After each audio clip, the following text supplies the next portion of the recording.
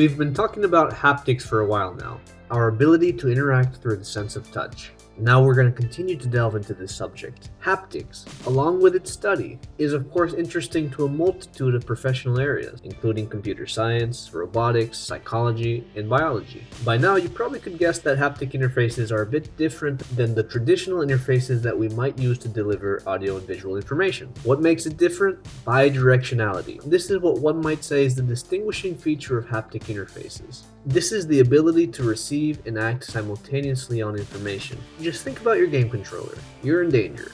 You're being hurt. Your controller shakes. With that same controller, you react. You fight back. You perceive and react to the input information all via the same interface, the game controller.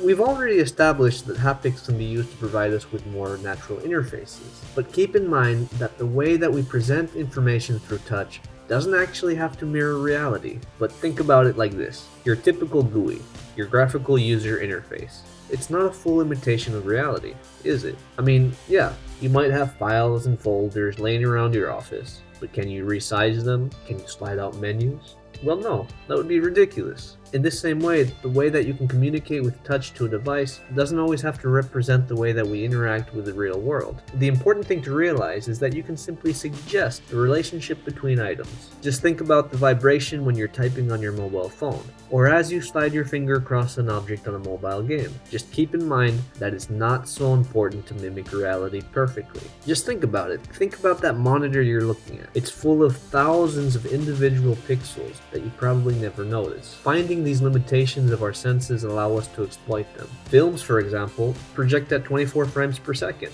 It's enough to create a visual reality. Of course, more pixels on the screen give you a sharper image, and more frames per second give you more fluid movement. But with this in mind, be aware that haptics don't have to be perfect for us to enjoy. They just need to be good enough. What's nice about our use of haptics, and what's kind of neat, is that they do actually help us alleviate overwhelming visual loads, especially in stressful environments. And this can be quite important in aiding critical and emergency situations. One of the big issues with haptic interfaces, though, is that they're very expensive. Just to give you an idea, that phantom haptic device that we've been talking about, well, it sells for over 1,500 euros used. Yeah, a lot.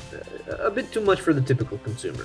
Despite this, we still do see haptic devices entering the consumer market, primarily of course through force feedback on gamepads and on mobile phones. But we are seeing some more interesting haptic interfaces in cars, such as BMW's iDrive system that allows you to control simple features such as your radio and your air conditioning. And of course, the latest Apple iPhone with its Haptic engine and 3D touch allows you to feel the pressure of the presses you make and get feedback on the items you touch. Let's do hope that this is going to be a continuing trend, as it's clearly going to make it easier for us to interact with our technology. Now that's all for today. Hope you did learn something. Press like if you enjoyed the video, press dislike if you didn't, leave a comment with your thoughts, subscribe if you haven't, and wherever you are in the world, have a good morning, have a good night, have a good day.